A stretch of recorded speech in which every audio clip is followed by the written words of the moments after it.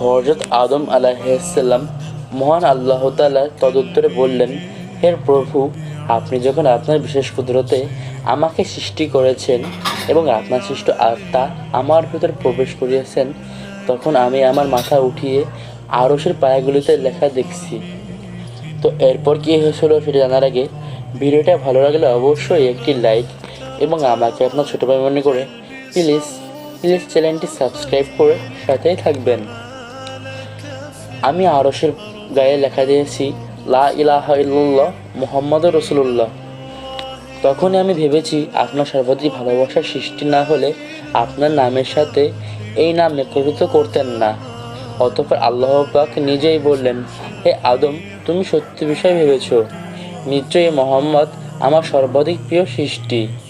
তুমি তার ওসিলায় ধরে প্রার্থনা করেছ, সুতরাং আমি তোমাকে ক্ষমা করে দিলাম।